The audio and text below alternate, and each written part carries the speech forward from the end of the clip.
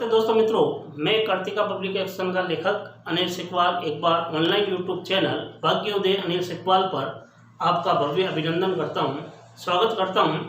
आज हम मनोविज्ञान की प्रश्नोत्तरी 14 के अंतर्गत मनोविज्ञान के कुछ महत्वपूर्ण प्रश्नों को लेकर चर्चा करेंगे, जो कि आगामी रिक्त शिक्षक भर्ती को मद्देनजर रखते हुए काफ़ी महत्वपूर्ण कारगर होंगे।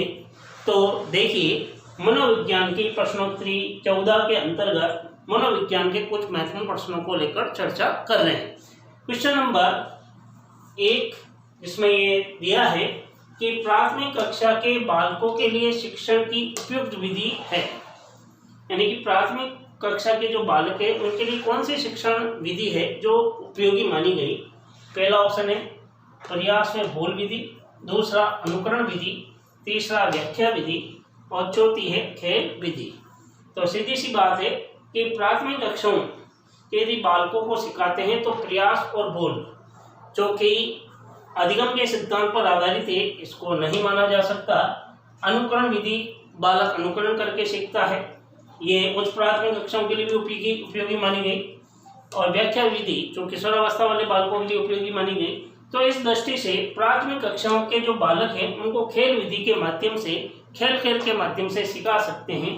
तो यहाँ आंसर जो होगा वो डी बिल्कुल क्या होगा, सही होगा। क्वेश्चन नंबर 2, मनोशारीरिक असमानताओं को कहा जाता है। व्यक्तित्व कहा जाता है, आंतरिक विभिन्नता कहा जाता है, समायोजन कहा जाता है या भग्नाशा कहा जाता है। 4 ऑप्शन है। तो मनोशारीरिक जो असमानताएं हैं उसको क्या कहा जाता है, सीधी सी बात है। तो मनोशारीरिक असमानताएं व्यक्तित्व तो नहीं होती, क्योंकि व्यक्तित्व में आंतरिक बाह्य दोनों गुण होते हैं। तो मनोशारीरिक शारीरिक दृष्टि से तो बाह्य तो दिखाई दे रहा है, लेकिन आंतरिक गुणों का पता नहीं पड़ रहा है, तो ये होगा नहीं ऑप्शन में। तो सी है समायोजन का, इससे कोई ताल्लुकात नहीं। भग्नाशा, जब व्यक्ति समायोजन नहीं हो पाता तो भग्नाशा हो जाता है या कुंठित हो जाता है। तो केवल बी ऑप्शन है कि मनोशारीरिक जो असमानताएं हैं उसे आंतरिक विभिन्नता के नाम से हम जानते हैं। तो बी आंसर यहाँ क्या माना जाएगा, सही माना जाएगा। क्वेश्चन नंबर 3 काफी इंपॉर्टेंट है, कई बार पूछा गया। बाल्यावस्था में व्यक्तित्व होता है।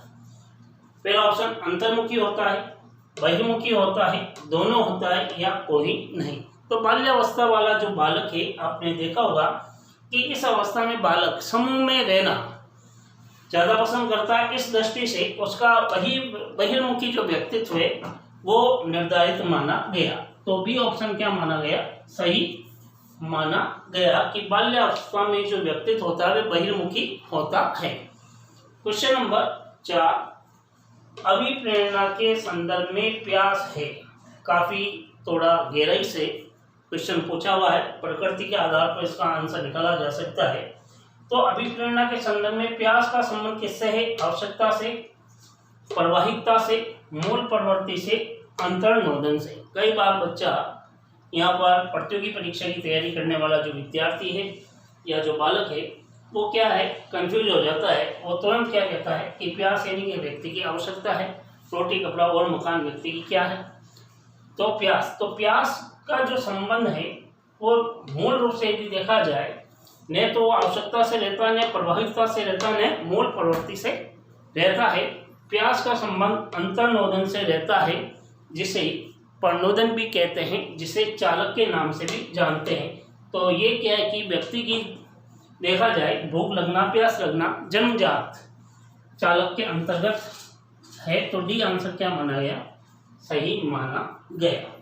क्वेश्चन नंबर 5, गिलफोर्ड के अनुसार संवेग का प्रकार नहीं है। पहला ऑप्शन प्राथमिकता, द्वितीयता, नवीनता या कृत्रिम। गिलफोर्ड ने संवेग का जो प्रकार बताए, उसने प्राथमिक संवेग बताए थे गिलफोर्ड ने, द्वितीय संवेग के बारे में बताया और कृत्रिम संवेगों का भी उल्लेख किया। तो इस दृष्टि से यदि देखा जाए तो गिलफोर्ड के अनुसार जो नवीन है, उस दृष्टि से गिलफोर्ड की दृष्टि के अनुसार या गिलफोर्ड के मतानुसार नवीन जो है वह संवेग का प्रकार नहीं हो सकता। तो सी आंसर क्या माना गया, सही माना गया। क्वेश्चन नंबर 6, निम्नलिखित में से जन्मजात है। प्रेरणा, रुचि, अभिवृत्ति, अभियोग्यता। तो जन्मजात यदि देखा जाए तो जन्मजात इनमें से 4 ऑप्शन का निर्धारण किया गया कि इसमें से जन्मजात क्या होती है। तो अभिवृत्ति जो कि किसी भी व्यक्ति विशेष के प्रति धारणा होती है, प्रेरणा व्यक्ति की आंतरिक बाह्य दोनों होती है, रुचि इंटरेस्ट कहलाता है। यानी कि जन्म से जो प्राप्त योग्यता होती है उसे आप क्या कहते हैं, अभियोग्यता के नाम से जानते हैं। तो डी आंसर यहाँ क्या माना गया, बिल्कुल सही माना गया। क्वेश्चन नंबर 7 की बात कर रहे थे कि बालक का चिंतन किसके द्वारा प्रदर्शित नहीं होता। पहला ऑप्शन आत्मकेंद्रितता के द्वारा, दूसरा संजीवतावाद के द्वारा, तीसरा यथार्थवाद के द्वारा और चौथा ऑप्शन है व्यक्तित्ववाद के द्वारा। तो बालक का चिंतन की यदि हम बात करते हैं तो बालक का चिंतन किसके द्वारा प्रदर्शित नहीं होता। तो सीधी सी बात है कि आत्म केंद्रितता में बालक की चिंतन क्षमता अभिव्यक्त होती है। संजीवतावाद या संजीववाद में भी बालक के चिंतन की जो प्रदर्शितता है या चिंतन का जो प्रदर्शन है वो अभिव्यक्त होता है। यथार्थवाद में भी रहता है। केवल एकमात्र व्यक्तित्ववाद है जिसके अंतर्गत इस बात का उल्लेख मिलता है कि बालक में चिंतन का प्रदर्शन संभव नहीं। तो डी ऑप्शन क्या माना गया, सही माना गया। क्वेश्चन नंबर 8, पलायन की मूल प्रवृत्ति निम्नलिखित में से कौन सा संवेग है। यानी कि बच्चा पलायन करता है उसका संबंध किस संवेग से रहता है। क्रोध से रहता है, आश्चर्य से रहता है, दुख से रहता है, भय से रहता है। कई बार जो प्रतियोगी है वो ये मान लेता है अत्यधिक क्रोध के कारण बच्चा पलायन कर जाता है या भाग जाता है। तो पलायन की मूल प्रवृत्ति जो है उसका संवेग ना तो क्रोध होगा, ना आश्चर्य होगा, ना दुख होगा, केवल डी ऑप्शन जो भय है वो पलायन की मूल प्रवृत्ति का क्या माना गया, संवेग माना गया। तो डी आंसर क्या रहेगा, सही रहेगा। क्वेश्चन नंबर 9, बच्चे जैसा व्यवहार करना एक उदाहरण है युक्तिकरण का, प्रक्षेपण का, प्रतिगमन का, विस्थापन का। यानी कि कई बार आपने बड़े व्यक्ति को भी बच्चे की तरह व्यवहार करते देखा होगा। तो उसका इस प्रकार का वो व्यक्ति व्यवहार करता है तो कौन सी समायोजन की कौन सा रक्षा तंत्र होगा। तो उसे युक्तिकरण कहते हैं या प्रक्षेपण कहते हैं, प्रतिगमन कहते हैं या विस्थापन कहते हैं।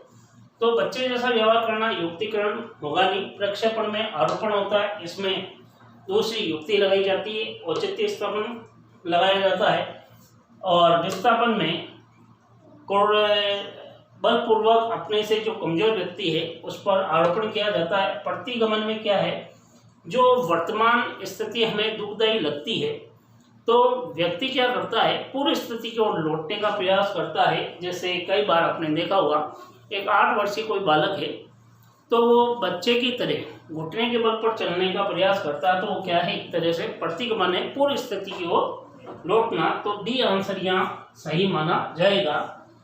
तो समायोजन की युक्तिकरण से ये क्वेश्चन पूछा हुआ है, काफ़ी इंपॉर्टेंट है, महत्वपूर्ण है। क्वेश्चन नंबर 10, ये भी पिछली भर्ती परीक्षा में पूछा गया। बुलिमिया है, अवदान विकृति है, भोजन ग्रहण की विकृति है, पठन विकृति या सभी।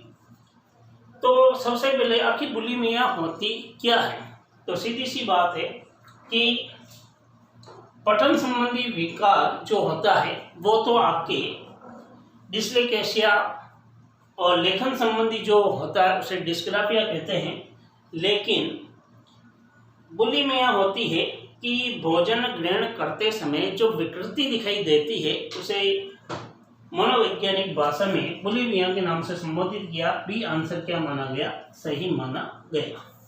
क्वेश्चन नंबर 11, निम्नलिखित में से कौन सा मानसिक रूप से स्वस्थ व्यक्ति का लक्षण नहीं है। पहला ऑप्शन आत्मविश्वास, दूसरा ऑप्शन प्रमुख कार्यों में संतोष, तीसरा ऑप्शन अतिशयता का अभाव, चौथा ऑप्शन संवेगात्मक स्थिरता। तो 4 ऑप्शन है कि कौन सा है जो मानसिक रूप से स्वस्थ व्यक्ति का लक्षण नहीं है। आत्मविश्वास व्यक्ति मानसिक रूप से स्वस्थ नहीं होगा क्या, होगा। तो ये आंसर तो नहीं होगा। प्रमुख कार्यों में संतोष रहता है, ये भी नहीं होगा। अतिशयता का अभाव ये भी नहीं हुआ। केवल संवेगात्मक अस्थिरता, संवेग में विचलनपन होना मानसिक रूप से स्वस्थ व्यक्ति का लक्षण नहीं होता है। तो डी आंसर क्या माना गया? सही माना गया। क्वेश्चन नंबर 12, अचेतन मन का अध्ययन किया जाता है। अचेतन मन का अध्ययन किया जाता है प्रक्षेपण विधि के द्वारा, अवलोकन विधि के द्वारा, आत्मकथा विधि के द्वारा या सभी के द्वारा। तो सीधी सी बात है कि व्यक्तित्व के अंतर्गत 3 प्रकार की विधियों का उल्लेख किया है, जिसमें इन तथ्यों के बारे में बताया है कि अचेतन मन का अध्ययन प्राय प्रक्षेपण विधियों के द्वारा ही किया जाता है। तो इस दृष्टि से क्वेश्चन नंबर 12 का ए आंसर क्या होगा? सही होगा। क्वेश्चन नंबर 13 काफी महत्वपूर्ण है, ये भी पूछा हुआ कई जगह। पीएफ प्रश्नावली का संबंध है आलपोर्ट से, स्लेंडन से, क्रेसमर से या केटल से। इस क्रेसमर को कई जगह क्रेसमर भी बुक में मिलेगा लिखा हुआ। तो पीएफ प्रश्नावली का संबंध किससे है? तो आलपोर्ट का इससे कोई संबंध नहीं है। स्लेंडर और क्रेसमर ने शरीर संरचना के बारे में बताया। तो पीएफ प्रश्नावली, जिसे 16 पीएफ प्रश्नावली के नाम से भी जानते हैं, एकमात्र केटल के द्वारा दी गई। और प्रारंभ में इस 16 पीएफ प्रश्नावली के बारे में केटल ने व्यक्तित्व मापन के लिए इन तथ्यों का उल्लेख किया कि शुरुआत में शील गुण के अंतर्गत 12 शील गुणों का उल्लेख किया और बाद में 16 पीएफ प्रश्नावली के आधार पर शील गुणों की संख्या भी बढ़ी। तो यहाँ डी आंसर क्या माना गया? सही माना गया। क्वेश्चन नंबर 14, अधिगम को प्रभावित करने वाला कौन सा कारक नहीं है? विषय वस्तु, प्रेरणा, विधि और खोज। 4 ऑप्शन है। तो अधिगम की प्रक्रिया को कौन सा कारक प्रभावित नहीं करता? विषय वस्तु। यदि अच्छी विषय वस्तु है तो सीखने की क्रिया को निश्चित ही क्या करता है? प्रभावित करता है। तो यह आंसर नहीं होगा। अभी प्रेरणा भी विद्यार्थी को सीखने के लिए क्या करती है? प्रेरित करती। यह आंसर भी नहीं होगा। विधि, यदि अच्छे मेथड से कोई टीचर सिखा रहा है तो ये भी अधिगम को प्रभावित करने वाला कारक है। इसका मतलब ये भी नहीं है। तो ये तो तीनों ही तो क्या है? अधिगम को प्रभावित करने वाले कारक है, विषय वस्तु, प्रेरणा और विधि। केवल खोज है जो अधिगम को प्रभावित करने वाला कारक नहीं है। अधिगम की जो खोज है अधिगम की विशेषता मानी जाती है। तो डी आंसर क्या होगा? बिल्कुल करेक्ट, सही होगा। और लास्ट क्वेश्चन है 15, किस अधिगम मनोवैज्ञानिक ने बाल अधिगम विकास में पुरस्कार को महत्व नहीं दिया? कहने का मतलब ऐसा कौन सा मनोवैज्ञानिक था जिसने अपने अधिगम के सिद्धांत को समझाने के लिए पुरस्कार को कोई महत्व नहीं दिया? थॉर्नडाइक, स्किनर, गोत्री और पावलोव। सीधी सी बात है कि थॉर्नडाइक ने उद्दीपक अनुक्रिया में, तो उद्दीपक एक तरह से पुरस्कार का ही रूप था, इसने महत्व दिया। स्किनर ने भी इस तथ्य को, पुनर्बलन को महत्व के बारे में बताया, क्योंकि स्किनर ही पहला व्यक्ति था जिसने पुनर्बलन शब्द दिया। काफी महत्वपूर्ण क्वेश्चन है, यहाँ से तैयार हो रहा है आप लोगों का, क्योंकि कई बार पूछ लिया जाता है कि पुनर्बलन शब्द देने वाला व्यक्ति कौन था? स्किनर। और पुनर्बलन सिद्धांत देने वाला जो व्यक्तित्व था वो था हल।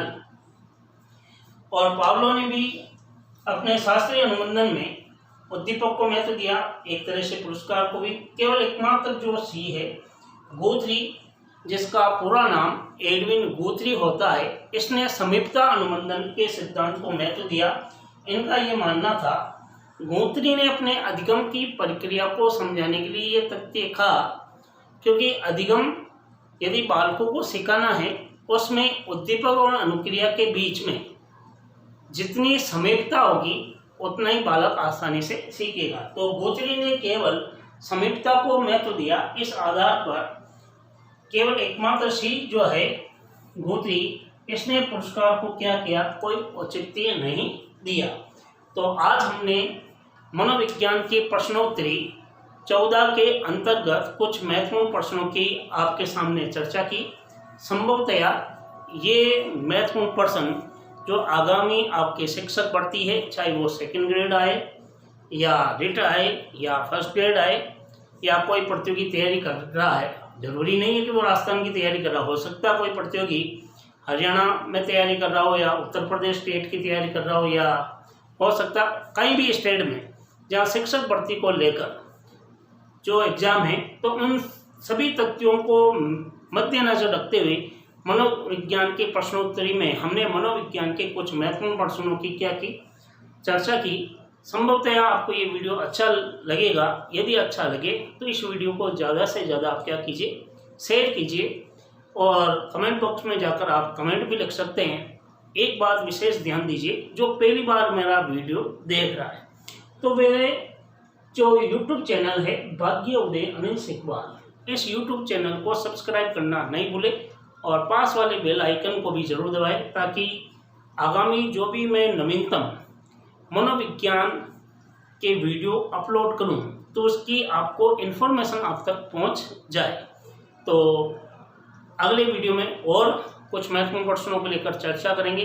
तब तक आप अपना ख्याल रखिए और अपने अध्ययन के प्रति पूर्ण समर्पण भाव रखकर निरंतर आप अध्ययन कीजिए। सफलता निश्चित ही मिलेगी। जय राम जी की जय हिंद।